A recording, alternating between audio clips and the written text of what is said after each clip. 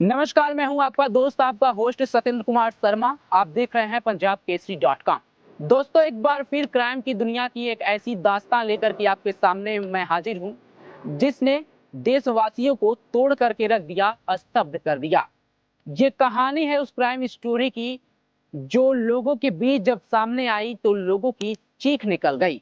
लोग सोचने पर मजबूर हो गए कि क्या कोई इतना भी निर्मम हो सकता है जो इस तरह की हत्या को अंजाम दे।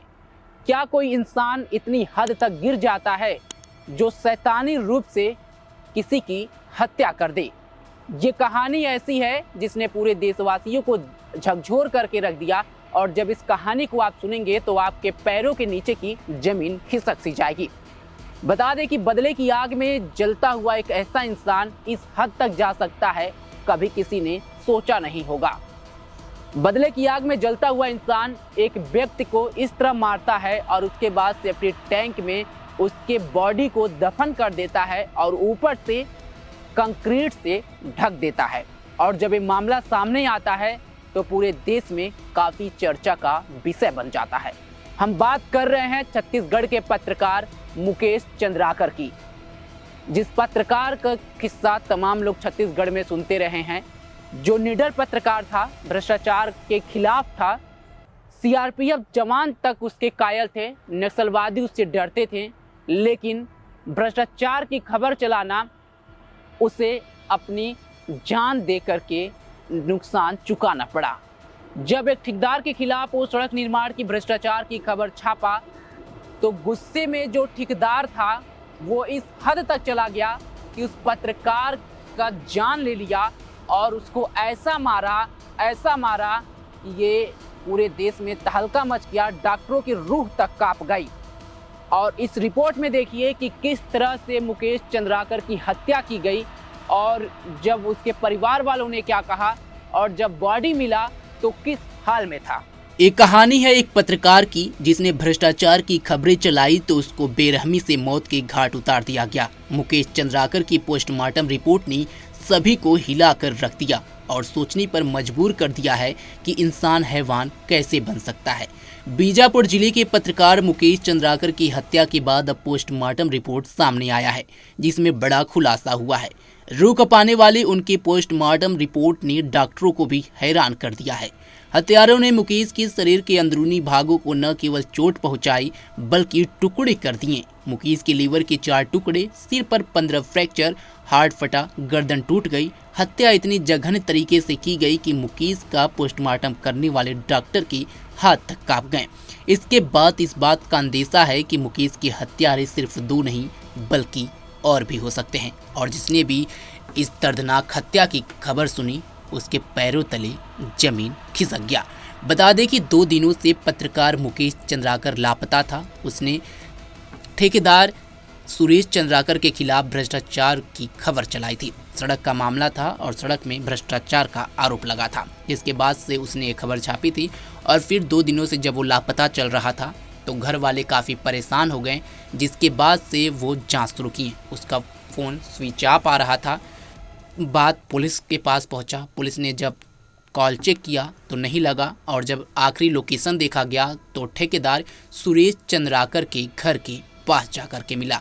और जब जांच पड़ताल हुई तो सेफ्टी टैंक में मुकेश चंद्राकर का डेड बॉडी मिला, जिसके बाद से सभी हैरान रह गए। हत्या करके डेड बॉडी को सेफ्टी टैंक में छिपा दिया गया था और ऊपर से कंक्रीट को बिछा दिया गया था जिससे किसी को पता नहीं चले। और जब पुलिस वालों ने कंक्रीट को हटाया, बॉडी को निकाला, बॉडी काफ़ी फूल गई थी पानी में रहने की वजह से, और काफ़ी चोट के निशान दिख रहे थे। सर पर कुल्हाड़ी का वार दिख रहा था, चेहरा काफ़ी सूजा हुआ था। और फिर इसके बाद से जो दृश्य सामने आए उसने पुलिस को भी हैरान कर दिए। और उसके बाद मामला आगे बढ़ा, पुलिस जांच पड़ताल करती गई और पोस्टमार्टम के लिए मुकेश चंद्राकर की बॉडी को भेजी गई। और जब रिपोर्ट सामने आए तो सभी लोग हैरान रह गए। दोस्तों, मुकेश चंद्राकर के बॉडी का जब पोस्टमार्टम किया गया तो पोस्टमार्टम करने वाले डॉक्टर भी हैरान रह गए। 12 साल के करियर में उन्होंने इस तरह की हत्या नहीं देखी थी। जब वो पोस्टमार्टम कर रहे थे तो उनके हाथ कांप रहे थे। खुद कांपते हुए वो पोस्टमार्टम कर रहे थे और जब वो सामने आए और ये दास्तां बताएं तो लोगों की रूह कांप गई। उन्होंने बताया कि मुकेश चंद्राकर के सर में 15 फ्रैक्चर किए गए थे, उसके गर्दन को तोड़ दिया गया था, उसकी पसलियों को चकनाचूर कर दिया गया था। मुकेश चंद्राकर का जो लीवर था उसके 4 टुकड़े हो गए थे। यही नहीं, मुकेश चंद्राकर का जो हार्ट था वो भी फट सा गया था। और ये रूह बताते हुए, ये दास्तां बताते हुए डॉक्टरों की रूह कांप गई। और पोस्टमार्टम रिपोर्ट जब सभी ने देखा तो सभी के पैरों के नीचे जमीन खिसकती हुई नजर आई कि क्या इंसान इतना भी हद तक गिर सकता है बदले की आग में कि इस तरह के हत्या को अंजाम दे सकता है। मुकेश चंद्राकर की जिस तरह से हत्या की गई उसने कई सारे बड़े सवाल खड़े किए, चाहे एजेंसी हो या दबंगई का मामला हो या कोई भी मामला हो। क्या भ्रष्टाचार दिखाना किसी पत्रकार के जान से बढ़कर है? क्या भ्रष्टाचार की खबर चलाना क्या पत्रकारों के लिए ये जान की मुसीबत बनता जा रहा है? आखिर सरकार पत्रकारों के लिए कोई कदम क्यों नहीं उठाती है? इसके बाद ये चर्चा भी शुरू हो गई। लेकिन पहले आप ये रिपोर्ट देखिए कि किस तरह पोस्टमार्टम रिपोर्ट जब सामने आई तो उसमें और क्या क्या चीज निकल करके सामने आया। मुकेश की पोस्टमार्टम रिपोर्ट जब सामने आई तो इस रिपोर्ट को देखकर सबकी रूह कांप गई। रिपोर्ट में इस बात का खुलासा हुआ है कि मुकेश के शरीर का कोई हिस्सा ऐसा नहीं छूटा जहां हत्यारों ने चोट न पहुंचाई हो।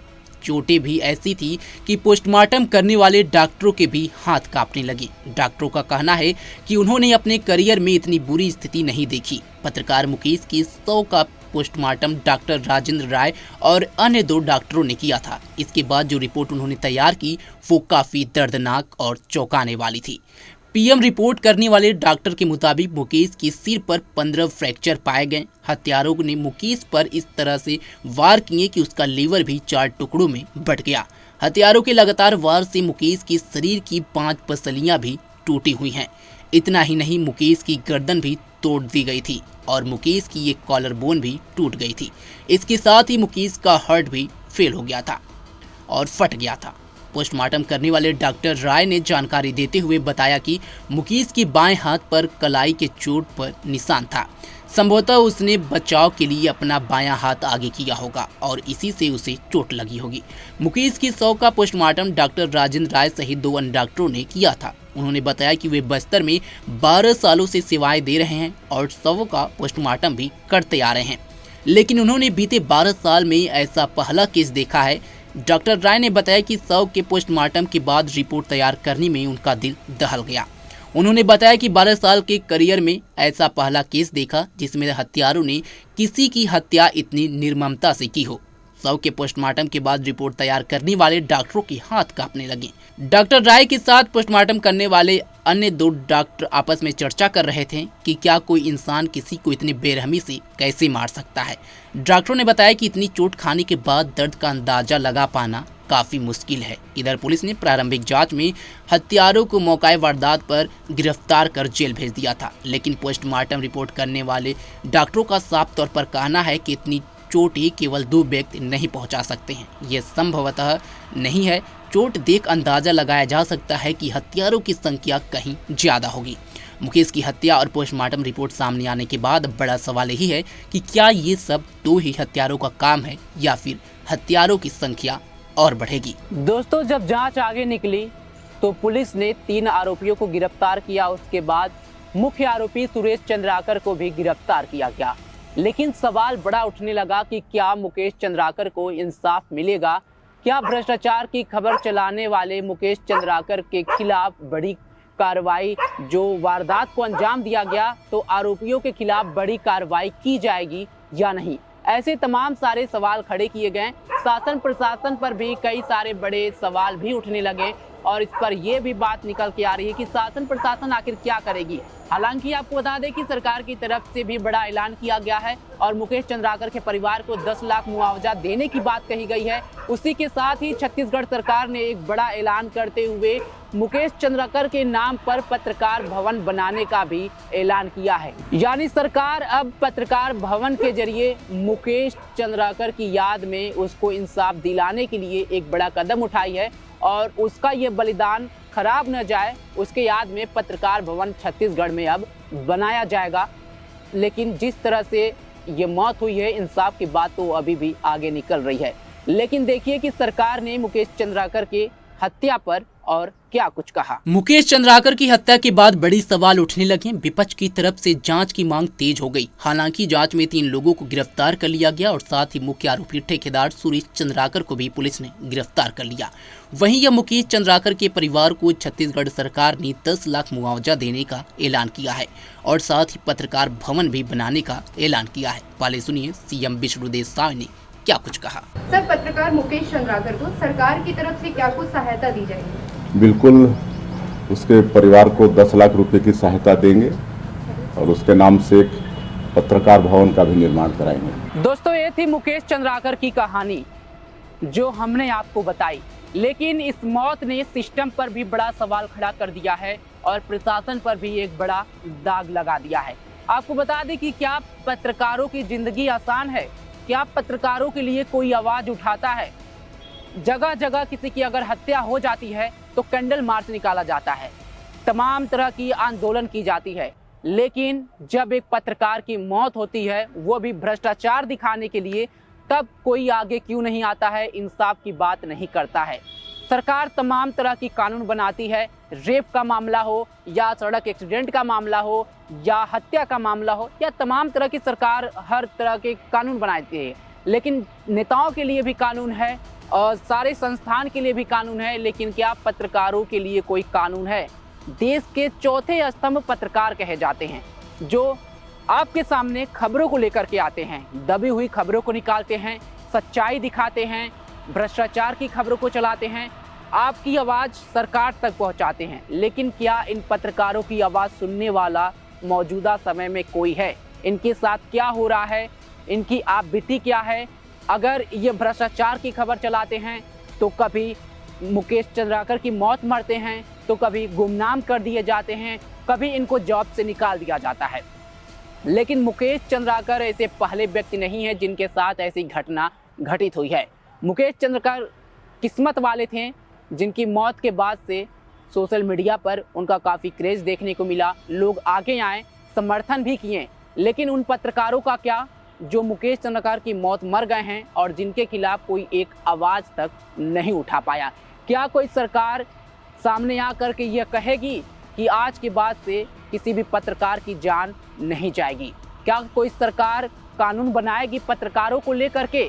क्या कोई सरकार आगे आकर के ये कहेगी, सत्ता पक्ष हो या विपक्ष के नेता, कि पत्रकार खुले तौर पर जो भी चलाना चाहते हैं, भ्रष्टाचार की खबर हो या जनता के मुद्दे, वो लेकर के आएगी? पत्रकार पर कोई दबाव नहीं होगा। क्या कोई सरकार इस तरह से सामने आएगी या पत्रकारों की संरक्षण, उसकी रक्षा के लिए सरकार कोई कानून लाएगी?